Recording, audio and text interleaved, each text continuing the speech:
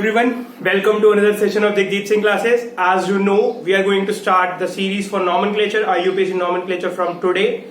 तो class start करने से पहले, सीरीज स्टार्ट करने से पहले, ये मेरी फर्स्ट और लास्ट टाइम मैं अपना कोई पर्सनल एक्सपीरियंस आपके साथ शेयर कर रहा हूँ. इसके अलावा मैं आगे आने वाले किसी भी लेक्चर में कोई जो टॉपिक्स रिलेटेड कोई बात नहीं है वो नहीं करने वाला. तो इस बात को ध्यान से सुनिएगा. एक तरह से आपके लिए ये बहुत अच्छा लेसन होने वाला है कि जो गलतियां मैंने करी, कि जैसे मैं 11th क्लास में आया साइंस लेके, I was not at all good at chemistry. I was good at physics but not at all good at chemistry.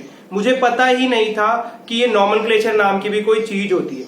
मुझे इतना भी नहीं पता था कि कब डाई ईन आना है, कब डाई आइन आना है, कुछ नहीं पता था. Zero. I was zero at organic chemistry, I was zero at nomenclature. फिर मैं 12th क्लास में गया तो 12th में थोड़ा बहुत समझ आने लगा. I tried hard, my teacher was good, तो उन्होंने पढ़ाया, मेरे को समझ आने लगा.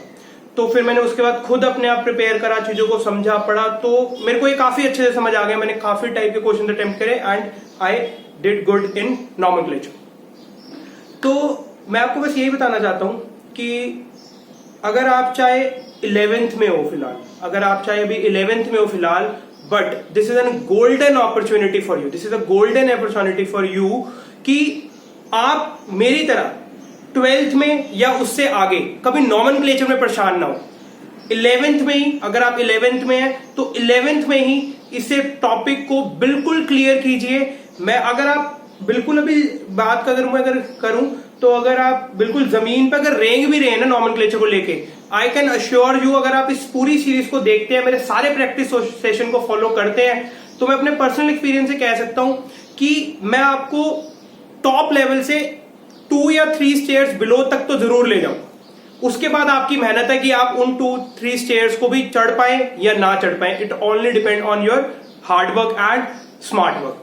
बट उस 2-3 स्टेयर्स तक, सेकंड तक तो मैं आपको गारंटेड ले ही जाऊंगा. तो आपसे मेरी रिक्वेस्ट है, मैं ये नहीं चाहता, मैं ये कुछ नहीं बोल रहा कि यार आप इस चैनल को सब्सक्राइब करो, लाइक करो, वो आपकी मर्जी है.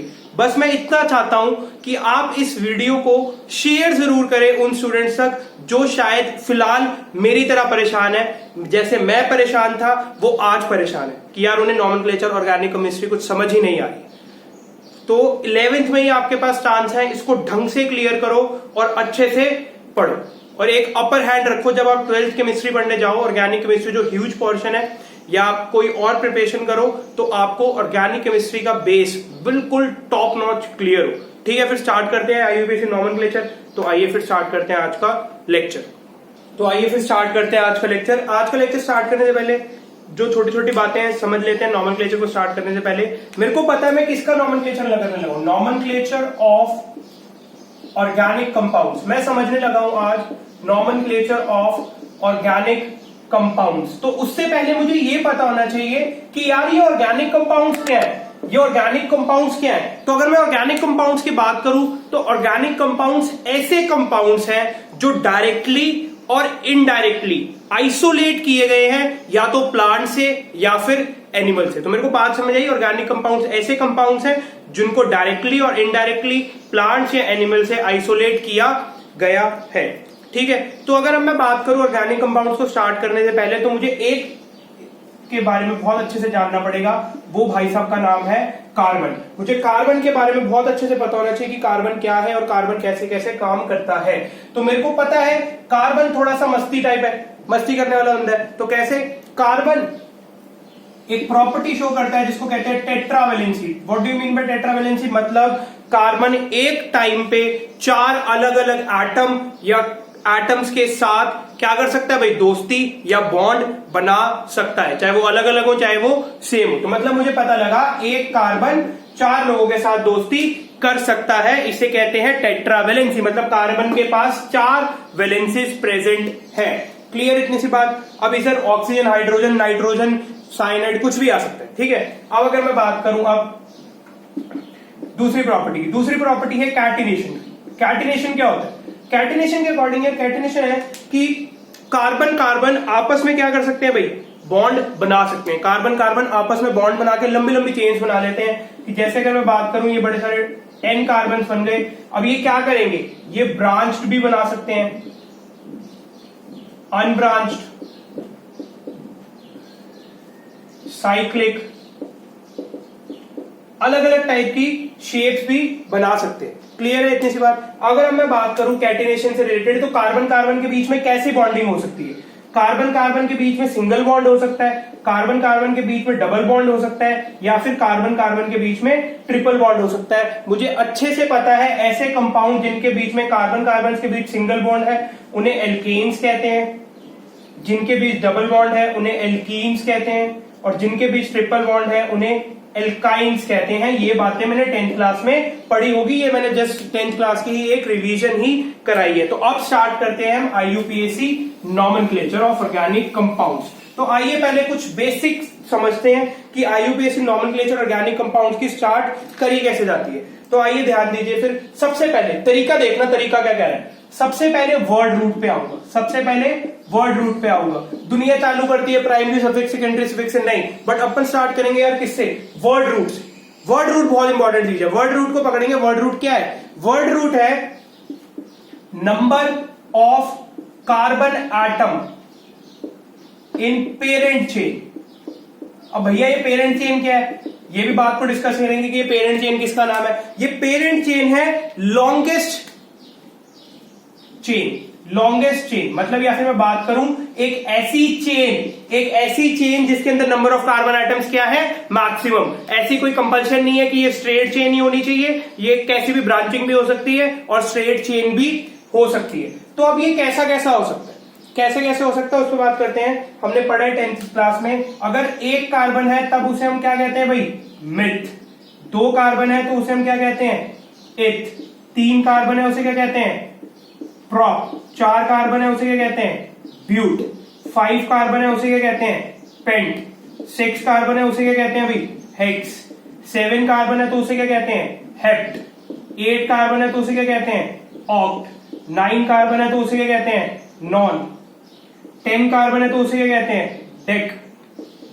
Then 11 and then 12। ऐसे करके 12 से ज्यादा कहीं पे भी नहीं आने वाले। तो 11 को कहते हैं अनडेक और 12 को क्या कहते हैं भाई बताओ? पता है किसी को भी?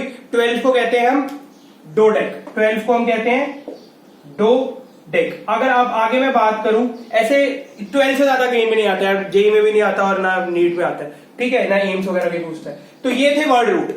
अब मुझे पता है वर्ड रूट के जो आगे लगना है, अब मुझे पता है कि जो वर्ड रूट के आगे लगेगा उसका नाम है, क्या नाम है भाई? प्रीफिक्स या सफिक्स? प्रीफिक्स।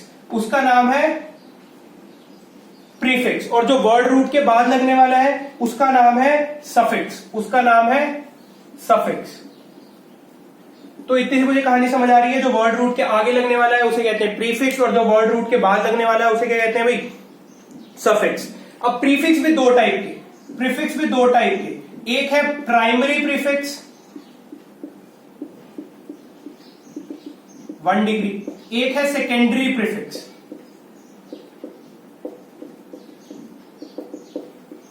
2 डिग्री। ठीक है। अब बात करो अगर प्राइमरी प्रीफिक्स की। यह प्राइमरी प्रीफिक्स कुछ नहीं है, बस प्राइमरी प्रीफिक्स मेरे को डिफरेंस बताता है कि कोई कंपाउंड साइक्लिक है या फिर एसाइक्लिक, मतलब कोई ऑर्गेनिक कंपाउंड साइक्लिक है या फिर एसाइक्लिक। तो प्राइमरी प्रीफिक्स क्या बताने वाले मेरे को? Weather a compound is cyclic और एसाइक्लिक। तो मुझे कुछ नहीं करना, अगर वो एसाइक्लिक है तो मैंने कुछ नहीं करना, अगर साइक्लिक है तो मैंने क्या लगा देना भाई? उसके आगे वर्ड रूट के आगे क्या लग जाएगा? साइक्लिक है अगर तो उसके आगे लग जाएगा साइक्लो। इतनी सी बात सबको जा रही है। अगर साइक्लिक कंपाउंड है तो वर्ड रूट के आगे क्या लगने वाला है भाई? साइक्लो। इतनी सी बात मुझे समझ आ गई। ये सेकेंडरी प्रीफिक्स भाई साहब क्या है आखिरकार? ये सेकेंडरी प्रीफिक्स है सब्स्टिट्यूएंट्स। ये सेकेंडरी प्रीफिक्स क्या है भाई? ये सेकेंडरी प्रीफिक्स है सब्स्टिट्यूएंट्स। अब मैं आपको यहां पे 50 सब्स्टिट्यूएंट्स के नाम लिख के डराने नहीं वाला। अब मैं आपको यहां पे 50 सब्स्टिट्यूएंट्स के नाम लिख के डराने नहीं वाला। मैं आपको बस थोड़ी सी हिंट दे देता हूं। आपको अच्छे से पता है कि सब्स्टिट्यूएंट्स क्या होते हैं। जैसे कि CH4 था, CH4 कैसे बना होगा? ये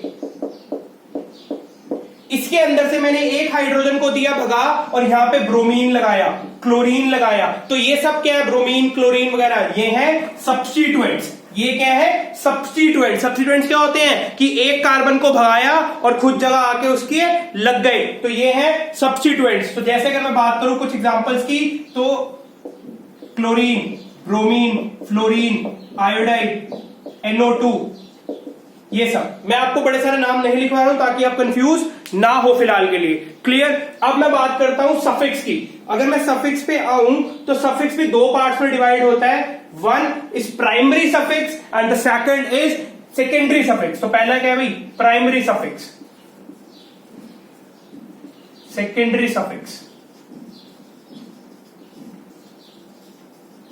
तो प्राइमरी सफिक्स को क्या लिखने वाला हूं भाई? 1 डिग्री, और इसको क्या लिखने वाला हूं? 2 डिग्री। अभी तक सबको बात समझ आ रही है? यहां पे किसी को कोई दिक्कत तो नहीं चल रही हुई? तो अब बात करते हैं प्राइमरी सफिक्स और सेकेंडरी सफिक्स की। अगर मैं बात करूं प्राइमरी सफिक्स की तो ये हम बहुत अच्छे से जानते हैं। प्राइमरी सफिक्स मेरे को बताता है bond between carbon carbon, bond between carbon carbon. अब ये कैसा कैसा हो सकता है हम अच्छे से जानते हैं। अगर सिंगल बॉन्ड होगा तो मैं क्या यूज करने वाला हूं? एन। ठीक है भाई। डबल बॉन्ड होगा तो मैं क्या यूज करने वाला हूं? इन। ट्रिपल बॉन्ड होगा तो मैं क्या यूज करने वाला हूं? आइन। ये बातें मेरे को अच्छे से पता है कि कार्बन प्राइमरी सफिक्स मेरे को क्या बता रहा है कि कार्बन कार्बन के बीच आखिरकार कैसा रिश्ता है, उनके बीच में बॉन्डिंग कैसी है। तो वो सिंगल हो सकती है, डबल हो सकती है या फिर ट्रिपल हो सकती है। तो सिंगल के लिए एन यूज करूंगा, डबल के लिए इन यूज करूंगा और ट्रिपल बॉन्ड के लिए आइन यूज करूंगा। अगर अब मैं बात करूं सेकेंडरी प्रीफिक्स की, बस मैं आपको इतना बता रहा हूं, सेकेंडरी प्रीफिक्स फंक्शनल ग्रुप के बारे में बात करता है। सेकेंडरी प्रीफिक्स फंक्शनल ग्रुप के बारे में बात करता है। बस इतनी सी बात मैं करूंगा। अब उसी तरह मैं यहां पे आपको 50 फंक्शनल ग्रुप लिख के आपको डराने नहीं वाला। तो मुझे इतनी सी कहानी समझ आई कि बीच में खड़े हैं वर्ड रूट भाई साहब। बीच में कौन खड़े हैं? वर्ड रूट भाई साहब। सारे बोलेंगे बीच में खड़े हैं वर्ड रूट भाई साहब। वर्ड रूट भाई साहब का काम क्या है? वर्ड रूट भाई साहब क्या बताते हैं मेरे को कि number of carbon atom in parent chain, मतलब कि जो सबसे लंबी वाली चेन है उसके अंदर कितने कार्बन एटम है। बिल्कुल ठीक है। अब मैं जाऊंगा वर्ड रूट से आगे, तो आएंगे भैया कौन अपने? प्रीफिक्स या सफिक्स? प्रीफिक्स। तो अब वर्ड रूट से आगे जाऊंगा तो प्राइमरी प्रीफिक्स, फिर भाई साहब आएंगे हमारे सेकेंडरी प्रीफिक्स। तो प्राइमरी प्रीफिक्स क्या होते हैं भाई? प्राइमरी प्रीफिक्स जैसे सामने लिखा ही हुआ है, प्राइमरी प्रीफिक्स मेरे को यही बताते हैं कि कोई भी कंपाउंड, ऑर्गेनिक कंपाउंड साइक्लिक है या नहीं है। अगर वो साइक्लिक है तो आगे छोटा सा साइक्लो लिख दो, अगर साइक्लिक नहीं है तो भैया कुछ मत लिखो, चलने दो आगे। अब बात करता हूं सेकेंडरी प्रीफिक्स। सेकेंडरी प्रीफिक्स मेरे को क्या बताते हैं? सब्स्टिट्यूएंट्स। सब्स्टिट्यूएंट्स क्या होते हैं? जिसने CH अगर थे उस हाइड्रोजन को हटाया और खुद आके उसकी जगह ले ली, तो ये आगे कौन आते हैं? सब्स्टिट्यूएंट्स। अगर अब मैं बात करूं वर्ड रूट के बाद, वर्ड रूट के बाद, तो वर्ड रूट के बाद क्या आने वाले हैं भाई? सफिक्स आने वाला है। वर्ड रूट के बाद आने वाला है सफिक्स। प्राइमरी सफिक्स मेरे को क्या बताएगा? प्राइमरी सफिक्स मेरे को बताएगा कार्बन और कार्बन के बीच में क्या रिश्ता है। कार्बन और कार्बन के बीच में क्या रिश्ता है, मतलब विच bond is present between, which type of bond is present between carbon and carbon. तो ये सिंगल बॉन्ड हुआ तो एन, डबल बॉन्ड हुआ तो इन, ट्रिपल बॉन्ड हुआ तो आइन। थोड़ा जल्दी पढ़ा रहा हूं क्योंकि ये बेसिक बात है। अब मैं बात करूं सेकेंडरी प्रीफिक्स की, तो सेकेंडरी प्रीफिक्स मेरे को बताने वाला है खाली फंक्शनल ग्रुप के बारे में। क्लियर है सबको अभी तक? यहां पे फटाफट से वीडियो पॉज करके इसका स्क्रीनशॉट लीजिए और इसे नोट कीजिए। आगे चलेंगे अब कहानी को आगे लेकर। चलिए, तो फिर मेरे को इतनी सी बात बिल्कुल अच्छे से समझ आ चुकी है कि अगर मैं नॉमेनक्लेचर करूंगा किसी ऑर्गेनिक कंपाउंड का तो बीच में आएंगे हमारे वर्ड रूट भाई साहब, बीच में आएंगे मेरे वर्ड रूट भाई साहब। उसके बाद आएगा मेरा प्राइमरी प्रीफिक्स, उसके बाद मेरा आएगा सेकेंडरी प्रीफिक्स, उसके वर्ड रूट आ गया भाई, वर्ड रूट आ गया। वर्ड रूट से पहले मैंने बातें समझ ली दो टाइप की। अब मैं समझूंगा वर्ड रूट के बाद, उसके बाद आएगा primary suffix and then secondary suffix. तो कल की जो क्लास होने वाली है प्रैक्टिस सेशन, इसी चीज को पकड़ के हम सारे के सारे अपने जितने भी कंपाउंड्स हैं सबके नेम लिखने वाले हैं। तो समझ आ रही है इतनी सी बात। अब बात करते हैं रूल्स फॉर नॉमेनक्लेचर। अब बात करते हैं नॉमेनक्लेचर के आखिरकार क्या रूल्स हैं। तो अगर अब मैं बात करूं रूल्स फॉर नॉमेनक्लेचर, तो पहले रूल की बात करते हैं भाई। पहला काम हमारा जो सबसे इंपॉर्टेंट काम है, हमें सबसे पहले पेरेंट चेन चुननी है। हमें सबसे पहले क्या करना है भाई? पेरेंट चेन चुननी है। अगर मैं कंपाउंड बनाऊं,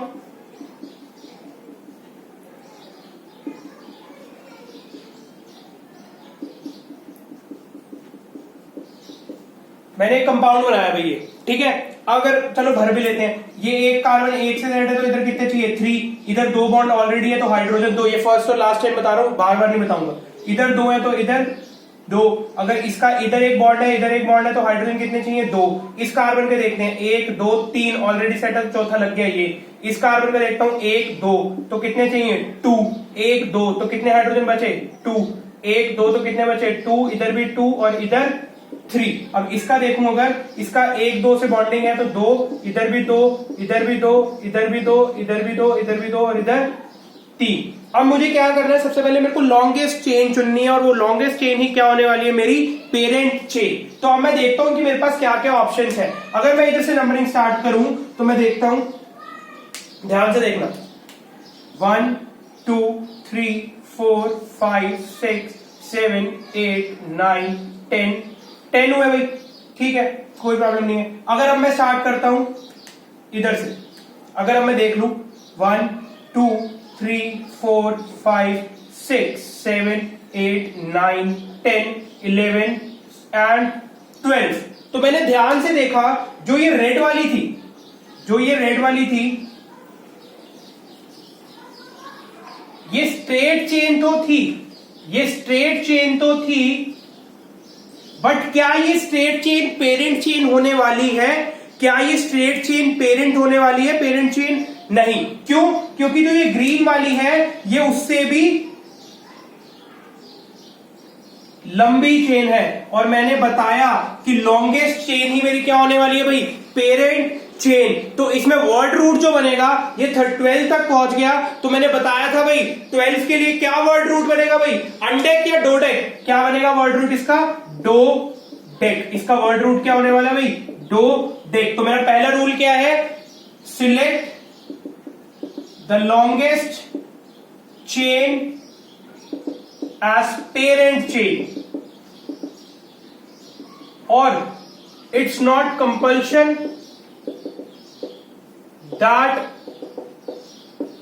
it must be a straight chain। ऐसी कोई कंपल्शन नहीं है कि वो क्या होनी चाहिए भैया, हमेशा स्ट्रेट चेन ही होनी चाहिए। इतनी बात समझ आई? तो मेरे को पहला रूल समझ आया कि सबसे लंबी वाली चेन चुननी है और कुछ फर्क नहीं पड़ता चाहे वो स्ट्रेट हो चाहे वो ब्रांच्ड हो। तो ये बात सबको समझ आई। अब बात करते हैं सेकंड रूल की।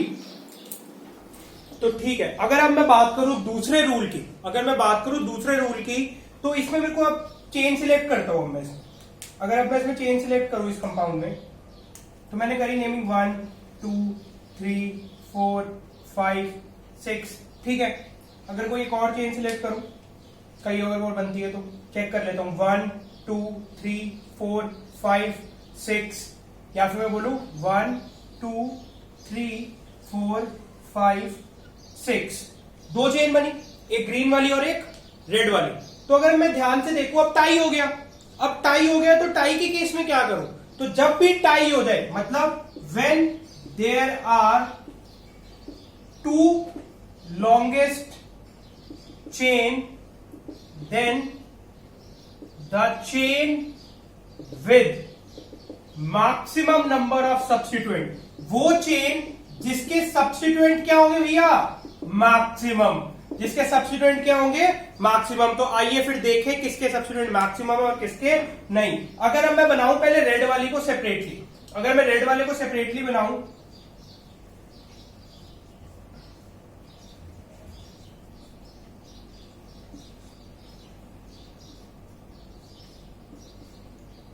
तो ये है भाई चेन 1 2 3 4 5 6। थर्ड पोजीशन पे ये एक सब्स्टिट्यूएंट लगा हुआ है, थर्ड पोजीशन पे एक सब्स्टिट्यूएंट, इसके पास क्या है भाई, only one substituent, only one substituent. चलो अब दूसरी वाली को बनाते हैं। दूसरी वाली को अगर मैं सेपरेटली बनाऊं तो 1 2 1 2 3 4 5 6, एक लगा है सेकेंड पोजीशन पे कार्बन, एक लगा है यहां। तो इसके पास कितने सब्स्टिट्यूएंट है, इसके पास है एक ये सब्स्टिट्यूएंट, इसके पास है एक ये सब्स्टिट्यूएंट। तो इसके पास कितने सब्स्टिट्यूएंट हुए, 2 सब्स्टिट्यूएंट। तो कौन सी चेन को प्रेफर करूंगा मैं, किसको प्रायोरिटी दूंगा, ये करेक्ट है, ये करेक्ट है और ये रॉन्ग है। तो सेकंड रूल मेरे को समझ आ गया कि जब भी टाई हो जाए, मतलब कि दो लॉन्गेस्ट चेन बन जाए, तो मैं पेरेंट चेन उसको कहूंगा जिसके पास मैक्सिमम नंबर ऑफ सब्स्टिट्यूएंट है। अब चलते हैं थर्ड रूल की तरफ। Now let's move towards third rule. पहले दो रूल मेरे को अच्छे से समझ आ गए। सबसे पहले लॉन्गेस्ट चेन को असाइन करो, और फिर अगर बाई चांस टाई हो जाए तो मैं क्या करूंगा भैया, अगर टाई हो गया तो टाई होते ही मैं देखूंगा सब्स्टिट्यूएंट्स की तरफ कि किसके पास मैक्सिमम सब्स्टिट्यूएंट्स है। जिसके पास मैक्सिमम सब्स्टिट्यूएंट होंगे उसे मैं क्या बना दूंगा भैया, पेरेंट चेन। अब बात करते हैं थर्ड रूल। अगर सपोज करो मेरे पास एक कंपाउंड था 1 2 3 4 5 6, क्लियर। अब मैं इसको अगर अब करूं तो मैंने नंबरिंग करी 1 2 3 4 5 6। एक मैंने यहां से करी, एक मैं कहता हूं कि यार यहां से भी चालू करी, भाई साहब यहां से कर लेते, मैं अगर लो जी यहां से कर लेते हैं 3 4 5 6, ठीक है। तो अगर अब मैं ध्यान से देखूं, जो ये ब्लैक वाली थी, इधर पे सब्स्टिट्यूएंट्स के नंबर क्या आए, ब्लैक वाली पे सब्स्टिट्यूएंट्स के नंबर आए 3 और 5।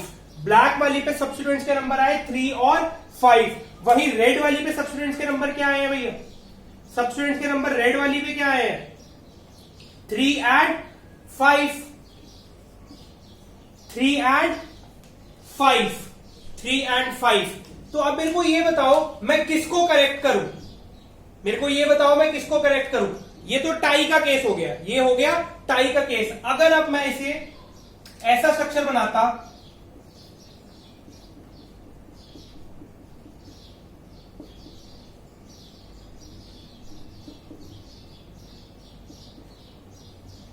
ये स्ट्रक्चर बनाया मैंने, दोनों केसेस मैंने एक साथ, ये दो अलग अलग रूल है बट मैंने इनको एक साथ इसलिए लिखे हैं ताकि मैं तुम्हें क्लियर करा पाऊं। देखो अब बात, अब मैं इस पे नंबरिंग करूं इस साइड से 1 2 3 4 5 6 7, ठीक है भैया।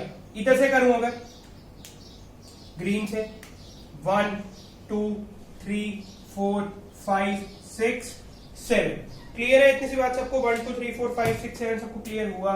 1 2 3 4 5 6 7। अब मेरे को ये बताओ कि अगर मैं रेड वाली की बात मानूं तो पहले नंबर मेरे को मिलता है, सॉरी ब्लैक वाली की बात में मानूं तो मेरे लोकेंट बनते हैं 4 और 6। क्या बनते हैं भैया, 4 और 6। अगर मैं ग्रीन वाली की तरफ चलूं तो मेरे बनते हैं 1 and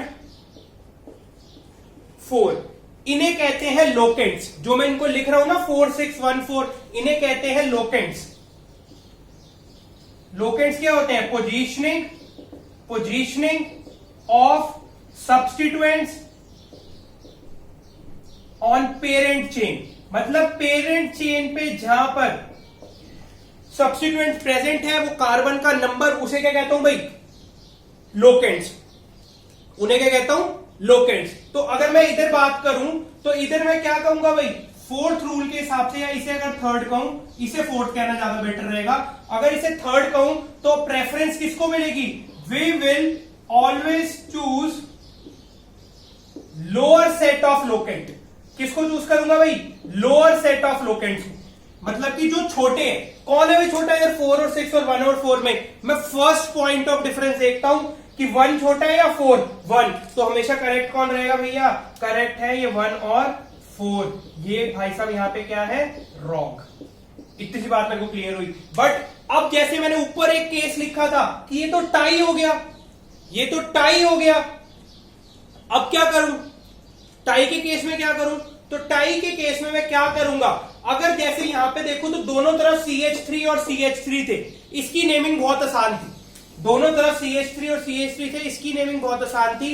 बट बाई चांस यहां पर होता C2H5, बाई चांस यहां पर होता C2H5, तब क्या करता, तब मैं क्या करता कि 3 और 5 दोनों माना करेक्ट है, बट मैं नंबरिंग इस हिसाब से करता, locant will be decided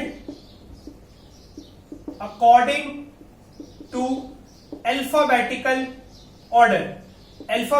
order of substituent, मतलब सब्स्टिट्यूएंट के अल्फाबेटिकल ऑर्डर के हिसाब से लोकेंट्स को डिसाइड करूंगा।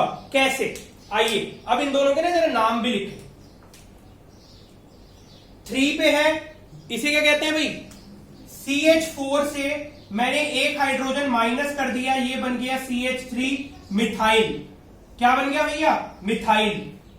जैसे C2H6 होता है इथेन, इससे मैंने एक हाइड्रोजन माइनस कर दिया, ये बन गया इथाइल। ठीक है भाई, तो ये वाले ग्रुप का नाम क्या है? इसका नाम है मिथाइल। मिथाइल भाई साहब है ये, इनका नाम है मिथाइल। इसका क्या नाम है? इसका नाम है इथाइल।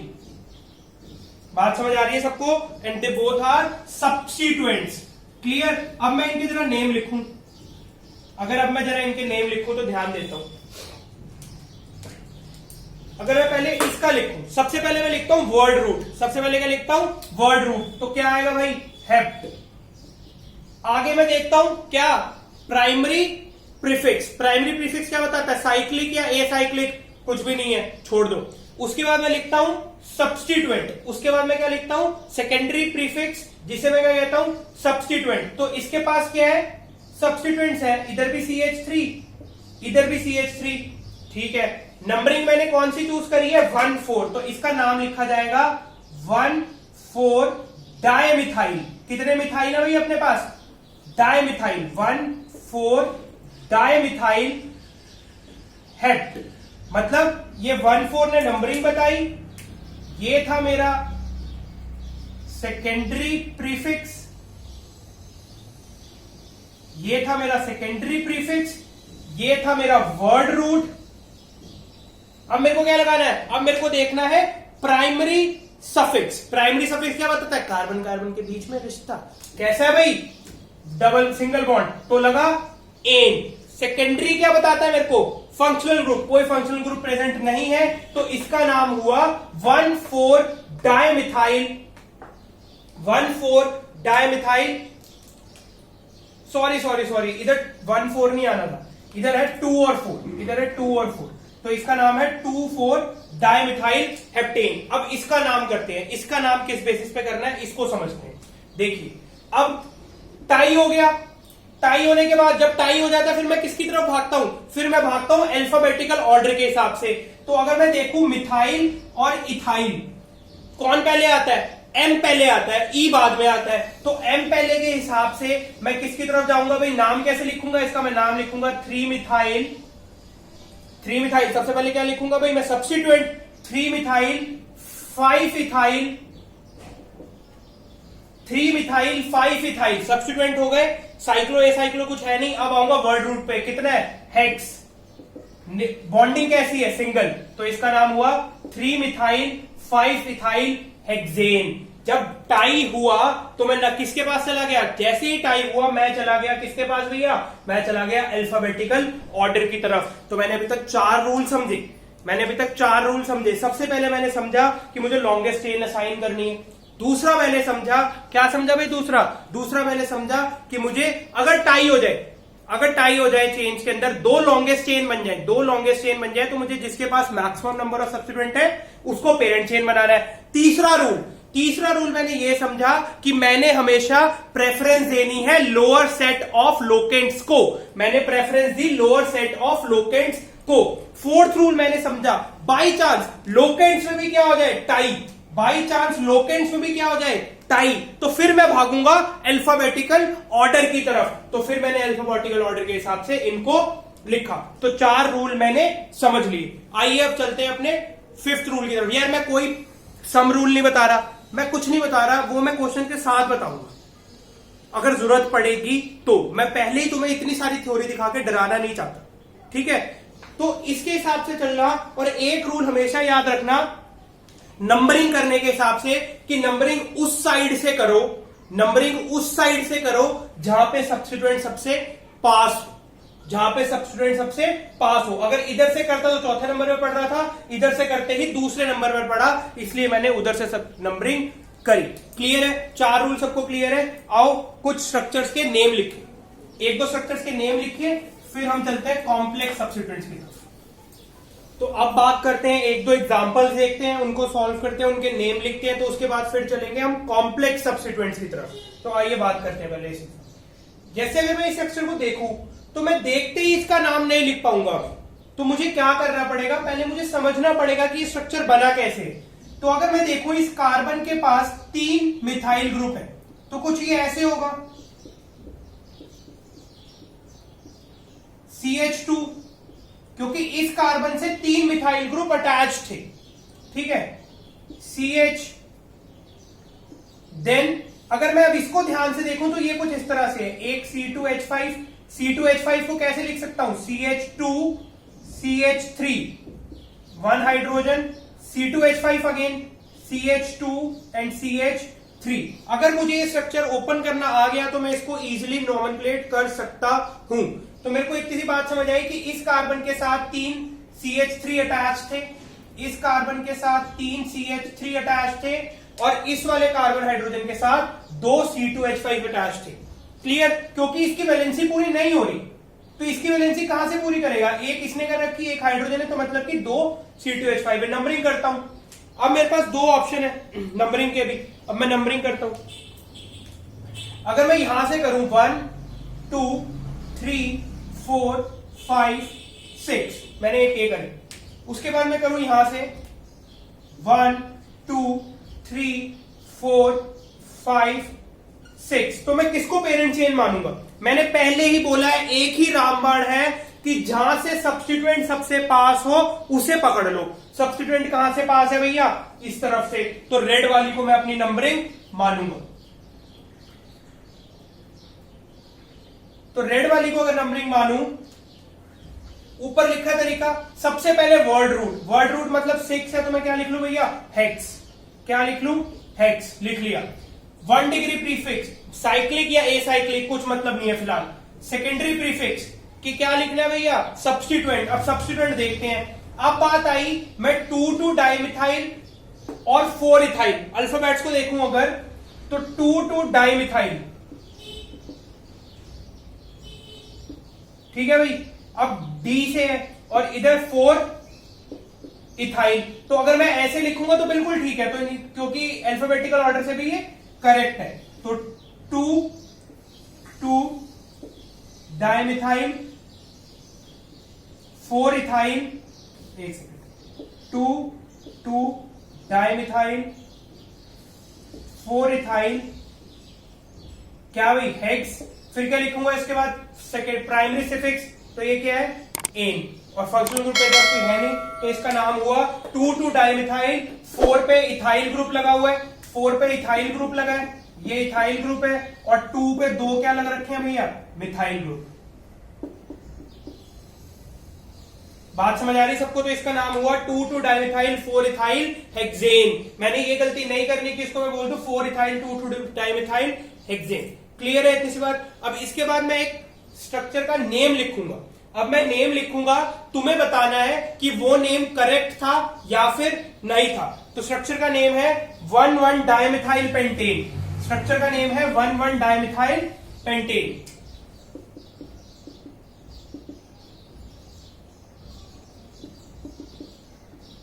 तो सबसे पहले अगर पेंटेन की बात देखूं, 1 2 3 1 2 3 4 5 हो गए, बिल्कुल ठीक है। अब 1 पे भी कह रहा है CH3, ये क्या बात हुई? तो अगर मैं इसकी नंबरिंग करूं,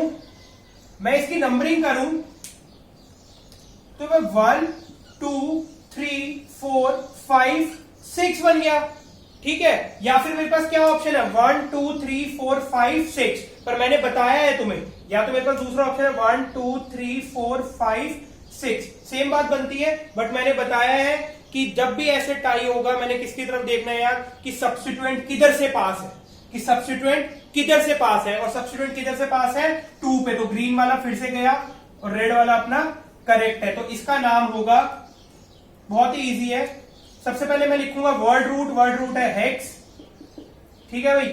अगर मैं देखूं प्राइमरी प्रीफिक्स कोई है नहीं, सेकेंडरी प्रीफिक्स की बात करूं तो 1 मिथाइल हेक्सेन, इसका क्या हुआ भाई, नेम 1 मिथाइल हेक्सेन। क्या नाम हुआ भाई, 1 मिथाइल हेक्सेन,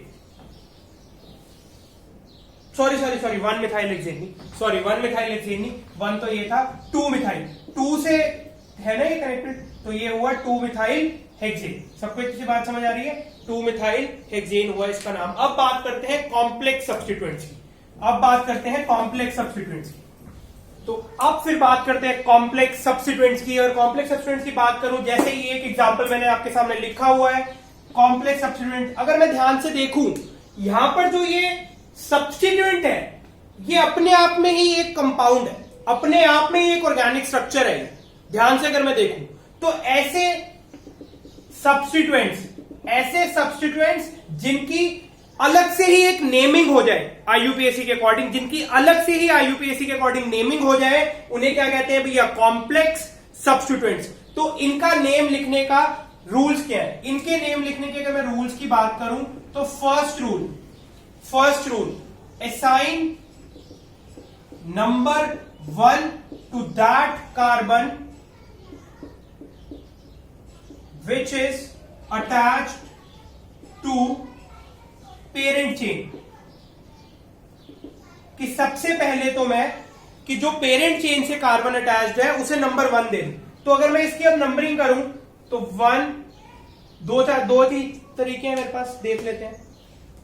1 2 3 4 5 6 7 8 9 1 2 3 4 5। तो उधर से भी 5 पढ़ रहा है, इधर से भी 5 पढ़ रहा है, किधर से भी कर सकता हूं, मैंने इधर से कर दी। अब जो पेरेंट चेन से कार्बन अटैच्ड है, जो पेरेंट चेन से कार्बन अटैच्ड है, उन भैया को क्या देना है? उन भैया को नंबर 1 देना है। बिल्कुल दिया।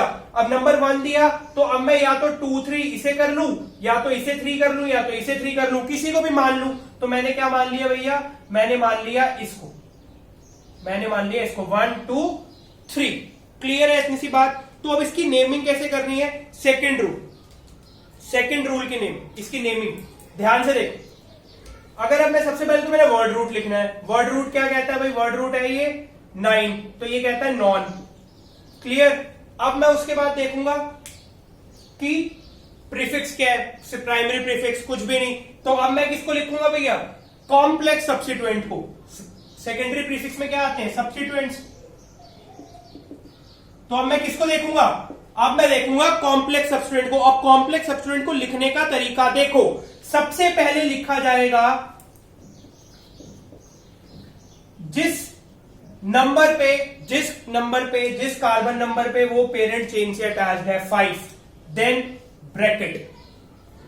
अब क्या कहता है ये? इसका अगर मैं नेमिंग करूं 1 2 3, क्लियर है? 1 2 3, ठीक है।